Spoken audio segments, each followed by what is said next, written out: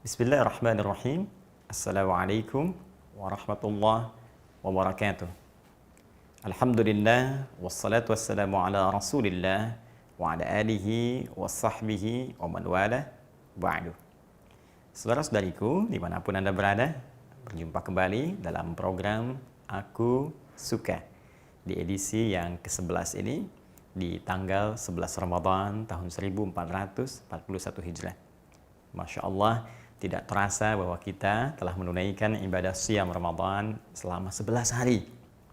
Dan tentunya ini juga memberikan konsekuensi kepada kita untuk mengevaluasi apakah Siyam yang telah kita tunaikan sampai dengan hari ini sudah menghadirkan kenikmatan, apakah sholat yang telah kita tunaikan khususnya di setiap malam-malam Ramadan telah menghadirkan kehusyuan, bagaimana qiraah Al-Quran kita, bagaimana tilawah Al-Quran kita. Kita bermohon kepada Allah Subhanahu wa Ta'ala, semoga seluruh amalan-amalan terbaik yang kita bisa lakukan sejak awal Ramadan sampai hari ini berkenan diterima oleh Allah Subhanahu wa Ta'ala.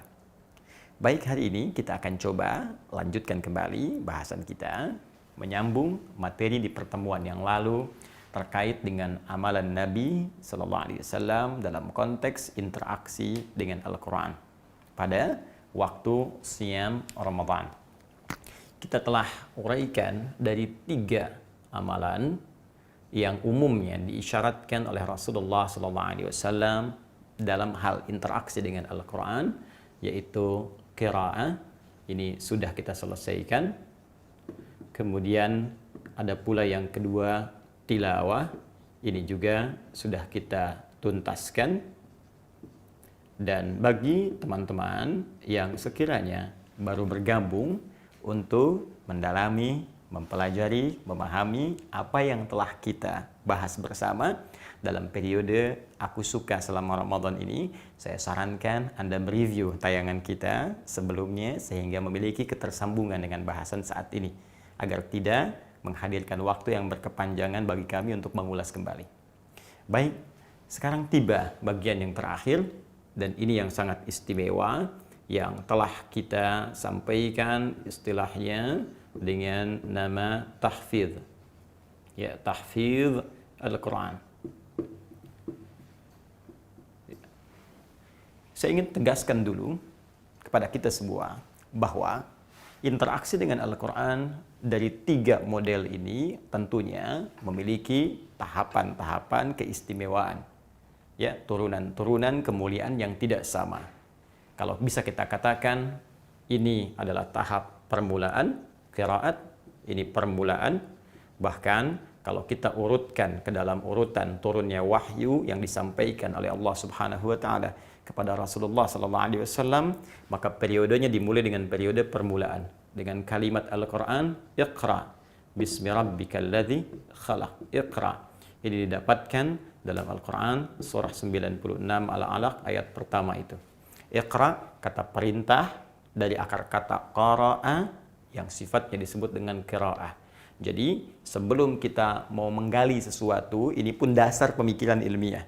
Tidak mungkin kita bisa menganalisis, memahami sesuatu untuk kemudian kita aktualisasikan isinya dalam kehidupan kalau kita tidak bisa membaca apa yang akan kita kaji itu. Anda ingin menggali, memahami jurnal di media berbahasa Inggris misalnya, sementara kita tidak bisa membacanya, mustahil bisa memahaminya. Jadi kalau dalam konteks kebahasaan secara umum saja dalam kehidupan dunia kita dituntut untuk bisa membaca, maka bagaimana dengan firman Allah yang memberikan solusi dalam kehidupan di 3 alam, dunia, alam kubur, sampai dengan ke akhirat itu. Maka tentunya fase ini mutlak harus kita lalui, membaca dengan turunannya baik dan benar. Setelah kemudian kita bisa membaca, maka jangan sekedar itu menjadi lafaz, ya, yang hanya dibacakan oleh lisan. Walaupun ini dalam konteks Al-Quran karena itu firman Allah dan menjadi ibadah dalam membacanya, tentu melahirkan pahala. Ya, tentu melahirkan pahala. Bahkan seperti kita bahas dalam pertemuan sebelumnya dalam hadis riwayat At-Tirmidzi, Nabi menyampaikan, man qara'a harfan min kitabillah falahu asyru hasanat. Setiap yang baca saja, walaupun belum paham, dia baca, setiap huruf dia dapat 10 kebaikan. Seperti kita telah uraikan panjang dan lebar sebelumnya. Bahkan bagi Anda yang baru memulai dan terbata-bata membacanya. Yatata'ta wa huwa syaqun alaih, sudah mengeja terbata-bata, berat mengucapkan hurufnya. Itu diapresiasi lebih. Dalam lisan Nabi disebutkan Allah berkenan memberikan kepadanya 2 kali lipat dari orang yang sudah lancar. Falahu ajran, mengapresiasi keinginannya membaca, mengapresiasi bagaimana lisannya berusaha untuk membaca. Sedangkan yang sudah lancar dapat pahala dan ma'syafaratil kiramil bararah. Ukuran benar bacaannya juga diukur dengan perubahan perilakunya. Kata Nabi, kalau orang sudah lancar baca akan didampingi malaikat namanya syafaratil kiramil bararah. Kiram mulia, bararah baik. Jadi malaikat ini bukan sekedar hadir di sampingnya, tapi menjaga ia agar selalu bersikap mulia dan bersifat baik dalam kehidupan. Karena itu sering saya katakan, orang yang rajin baca Al-Quran, rajin menghatamkannya, pasti firman itu akan memberikan pengaruh kepada jiwa yang membimbing tubuh untuk berubah menjadi baik. Baru baca saja, kalau benar bacanya, rajin bacanya, pasti ada perubahan pada perilaku. Nah, kalau sudah kita dapatkan level ini, sudah lancar bacanya, maka Al-Quran langsung memberikan isyarat, bahkan hadis-hadis Nabi SAW yang telah kita bahas di pertemuan lalu, untuk naik level ke tahap tilawah. Ini tahap menengah. Ya, tahap menengah. Jadi, naik levelnya ke tahap tilawah, tahap bacaan dengan pemahaman, tahap analisis. Dan ini tidak harus kemudian Anda langsung 1 juz, 2 juz, 30 juz. Anda mungkin bisa mulai 10 ayat dulu. Anda bisa mulai 5 ayat dulu, atau surat-surat pendek dulu. Analisis, dari situ lihat apa kaitannya dengan kehidupan kita, kemudian amalkan dalam hidup kita. Ya, kita bisa keluarkan sesuai passion kita saja. Ya, ini yang pernah disampaikan Nabi SAW dalam pengajaran saat di era beliau kepada para sahabat. Karena memang tujuan Al-Quran saat diturunkan, itu kan jadi pedoman hidup. Ya, pedoman ini kalau cuma dibaca, nggak dipahami dan nggak dipraktekkan, bagaimana kemudian kita bisa mengetahui manfaat dari pedoman dimaksudkan? Anda beli TV, ada buku pedomannya. Anda baca, tapi nggak Anda pahami, nggak Anda praktekkan, ya tetap saja Anda kesulitan mengoperasikan TV yang dimaksudkan. Maka demikian kehidupan kita yang kompleks. Solusinya ada dalam Al-Quran, disebut hudan. Bahkan saat diturunkan di bulan Ramadan, disebut langsung oleh Allah di Al-Baqarah, Quran surah kedua, ayat 185 itu. Syahrul Ramadan alladzi unzila fihi al-Quran hudal linnas. Saya turunkan kata Allah Al-Quran di bulan yang sangat mulia, di bulan Ramadan, bukan sekedar menjadi bacaan. Memang bacaan akan melahirkan pahala yang banyak. Tapi bacaan itu menjadi pintu untuk pemahaman. Ketika Anda pahami, Anda mengerti, kata Allah, di balik bacaan Al-Quran itu ada pedoman kehidupan. Pedoman ini hanya bisa digali, dipahami jika kita menerapkan konsep tilawah, bukan sekedar konsep bacaan biasa. Karena itulah kemudian periode-periode setelah lancar bacaan itu bisa diikuti oleh Nabi SAW, mengikuti petunjuk malaikat Jibril. Maka dengan itulah kemudian bertransformasi kalimatnya. Allah berfirman, tidak menggunakan kata qiraah dengan kalimat perintah pertama iqra, tapi kemudian banyak pula redaksinya menggunakan kalimat tilawah, yaitu utslu kata perintahnya. Seperti kemarin telah kita uraikan. Kita beri contoh, setelah bacanya lancar, baik, turun perintah syariat untuk sholat. Bukankah sholat diperintahkan oleh Allah Subhanahu wa Ta'ala pada periode Isra Mi'raj itu? Setahun sebelum Nabi SAW hijrah ke Al-Madinah Al-Munawwarah. Dalam riwayat ada yang menyebutkan kurang lebih mau masuk tahun kedua, antara setahun 2 tahun sebelum hijrah. Artinya apa? Artinya setelah kurang lebih 10-11 tahun dari periode diangkatnya beliau sebagai Nabi dan Rasul. Usia 40 tahun, ya kan? Nabi SAW diangkat jadi Nabi dan Rasul. Kemudian usia 53 tahun, 13 tahun berdakwah di kota Mekah, baru hijrah ke Madinah. Sedangkan Isra Mi'raj terjadi pada usia Nabi 51 tahun masuk ke 52, artinya setelah 11 tahun periode Iqra. Ya kan? Muncul periode utslu ma uhya ilaika minal kitab. Bayangkan, baca, jangan putus asa. Kalau memang sekarang Anda baru belajar baca, nggak ada masalah. Iqra dulu dengan gunakan metode-metode yang sudah ada, yang semoga Allah berikan pahala kepada yang menyampaikan sampai dengan ke kita. Banyak sekarang. Ya, ada metode qiraati, ada ummi, ada iqra, ada macam-macam. Dan tidak perlu merasa kecil, dalami itu. Karena Nabi pun memberikan petunjuk demikian. Setelah lancar bacanya, naik level ke sini. Ya, Perintah sholat diperintahkan oleh Allah, tapi kalimatnya menggunakan utslu. Sebelum sholat, baca dulu, pahami dulu, lihat pedomannya, analisis supaya engkau paham, mengerti apa yang kau baca dan lakukan dalam sholatmu. Nah, kalau sudah kita masuk ke level ini dan merasakan perbedaannya, saya sering katakan kepada Anda, silahkan rasakan. Bukan sekedar pahala yang kita dapatkan dari sini, tapi akan ada perubahan kepada jiwa. Kekhusyuan. Nikmat, tilawah beda dengan qiraah. Ada kenikmatan, ada ketenangan pada jiwa, ada perasaan yang berbeda. Kalau tak percaya silakan, rasakan sensasinya, akan terasa perbedaannya. Kalau sudah khatam di sini, nyaman kita di sini, maka naik level pada yang ketiga. Dengan kemuliaan yang tidak sama. Dengan pahala yang lebih melimpah.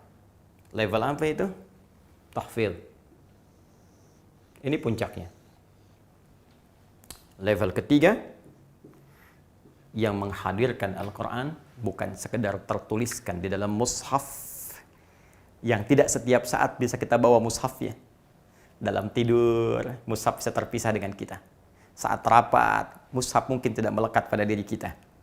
Saat Anda para akhwat misalnya ingin belanja pun, ya ke mall atau ke pasar atau kemanapun, belum tentu mushaf di bawah. Tapi Allah menawarkan isi dari mushaf yang berupa firman Allah Subhanahu wa taala, kenapa tidak kita alihkan dari lembaran-lembaran mushaf ke dalam jiwa kita yang paling dalam, sehingga terbawa oleh kita tidak hanya sekedar kehidupan dunia, sampai wafat, sampai kembali kepada Allah. Firman itu akan melekat pada jiwa kita untuk menjadi cahaya yang menerangi alam kubur kita dan memberikan syafaat saat kita kembali kepada Allah Subhanahu wa taala. Adakah yang ingin menerima tawaran ini? Bukan sekedar melimpah pahala, bukan sekedar menghadirkan penjagaan Allah, tapi memberikan kemuliaan sampai datang ke akhirat. Mari kita lihat tawarannya dari Allah Subhanahu wa taala dan bagaimana kemuliaan-kemuliaan diberikan pada orang-orang bisa menghafalkan Al-Qur'an dengan level yang ketiga, yaitu tahfidz. Tawaran pertama Allah berikan di Quran surah ke-54 ayat ke-17, ini sering saya ungkapkan, ayat ke-22, ayat ke-32, ayat ke-40. Tawaran penuh motivasi. Tawaran penuh memberikan optimisme. Kenapa saya katakan optimisme dan motivasi? Karena redaksinya memberikan tawaran yang sangat mudah dan meringankan untuk kita semua, sekaligus memberikan gambaran yang memberikan kita semangat untuk bisa menghafalkannya. Perhatikan kalimatnya. وَلَقَدْ يَسَّرْنَا الْقُرْآنَ لِلذِّكْرِ فَهَلْ مِن مُدَّكِرٍ. Dan sungguh, kalian jangan ragu. Lam, harfut taukid.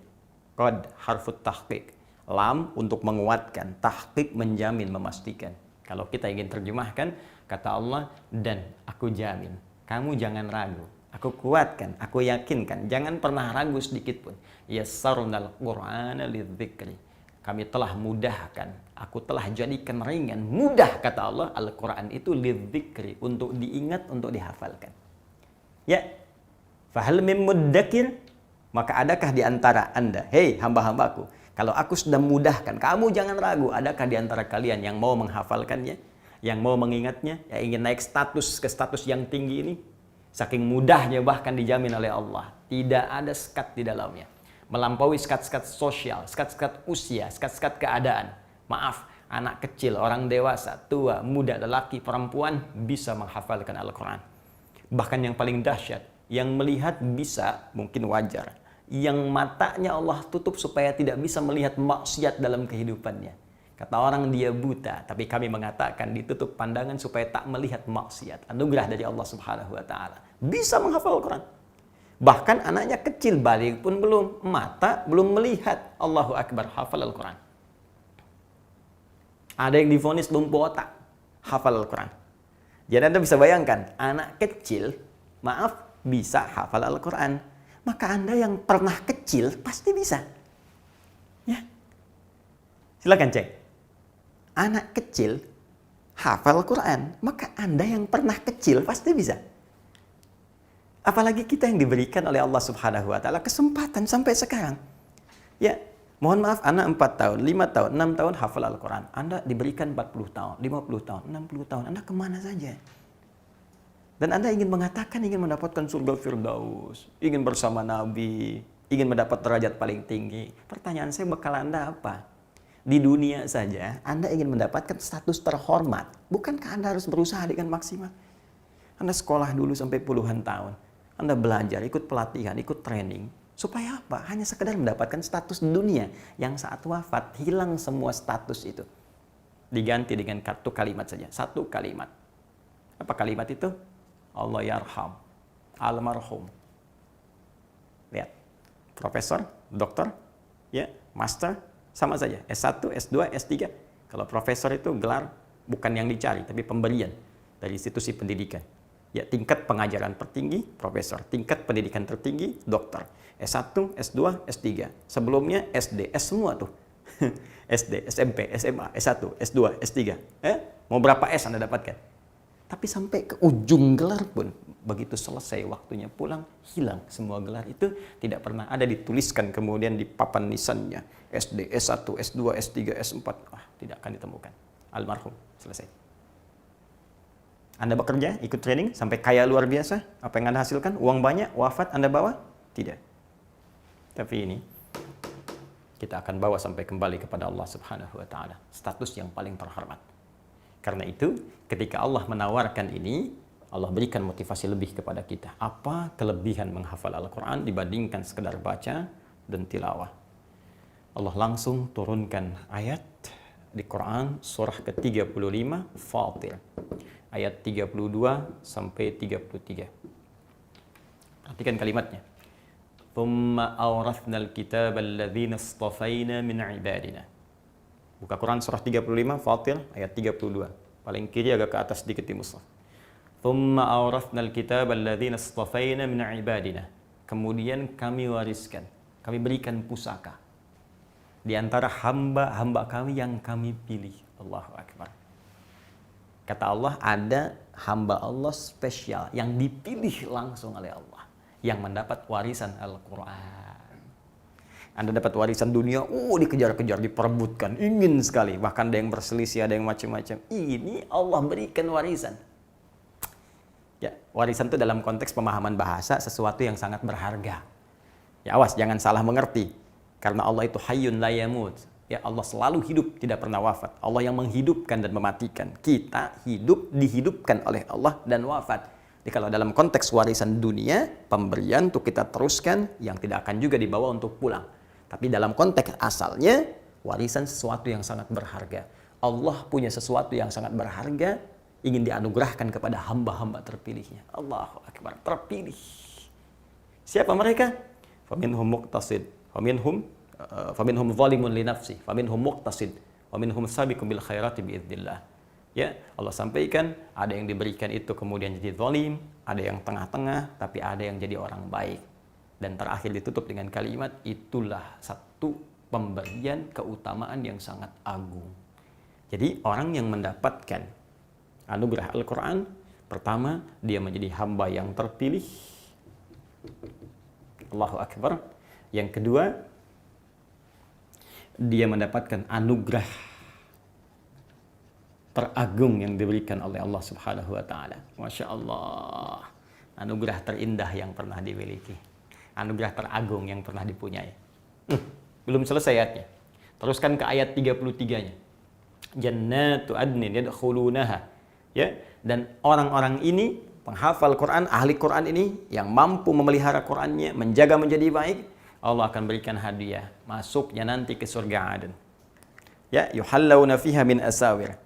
Nanti enggak masuk biasa, dihiasi dulu dengan pakaian-pakaian indah. Pakai gelang-gelang emas.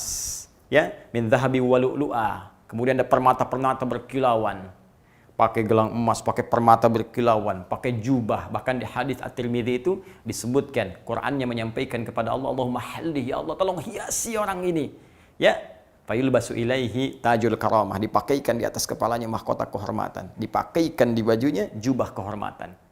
Dan yang paling dahsyat, kalau orang ini hafal Quran dan dimotivasi orang tuanya, dimotivasi pasangan hidupnya. Kalau suami dari istri, istri dari suami, ya di keluarganya disiapkan satu ini, diikuti oleh yang lain, yang jadi walaupun cuma satu, maka orang ini berpeluang menjadi pemimpin keluarganya, yang dengan izin Allah bisa memberikan syafaat dengan Qur'annya pada anggota-anggota keluarganya.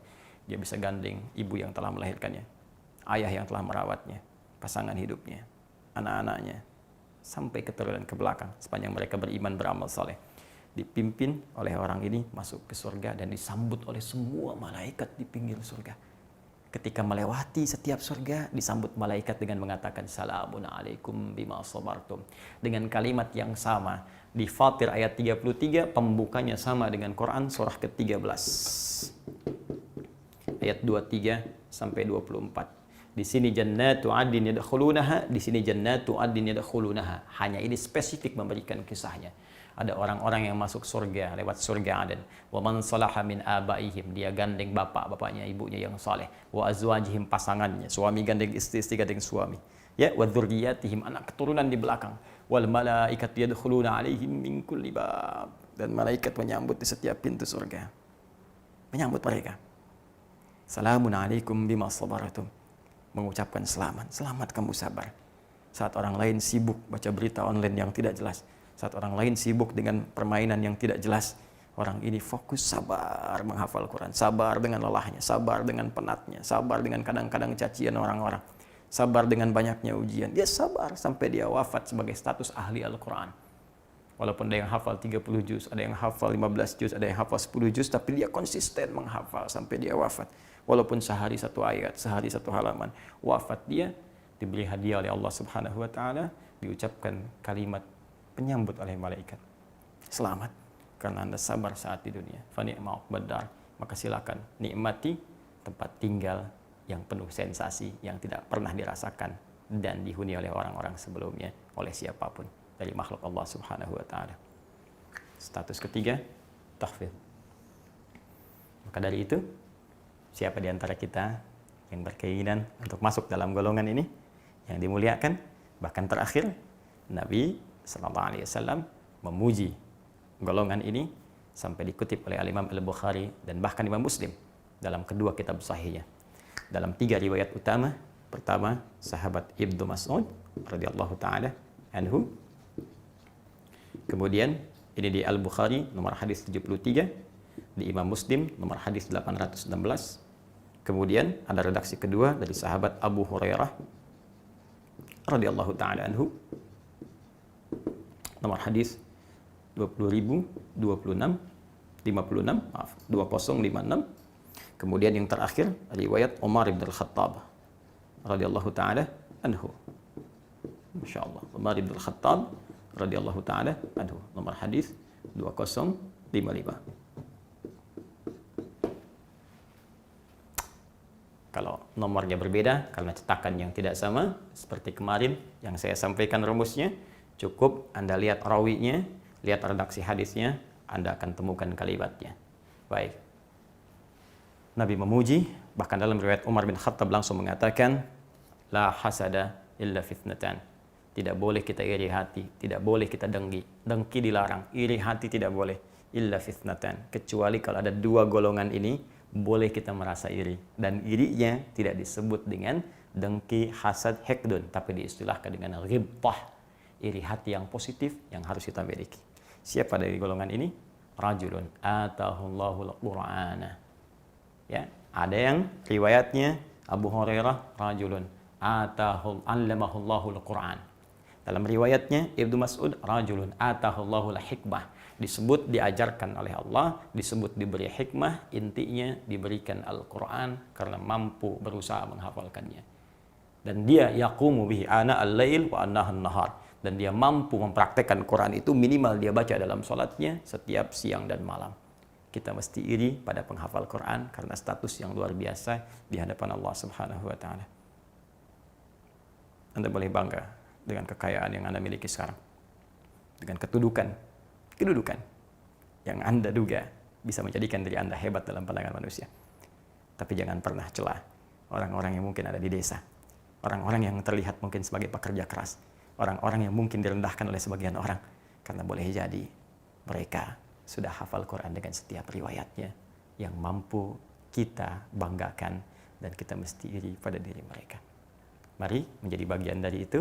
silahkan Anda ikuti tayangan kami yang lain yang memberikan gambaran tentang cara menghafal Quran dan mudah-mudahan memberikan kemudahan, fasilitas terbaik dan mengantarkan kita untuk dekat dengan Allah Subhanahu wa taala. Semoga bermanfaat. Subhanakallahumma wa bihamdika asyhadu an la ilaha illa anta astaghfiruka wa atubu ilaik. Wa akhiru da'wana alhamdulillahirabbil alamin. Assalamualaikum warahmatullahi wabarakatuh.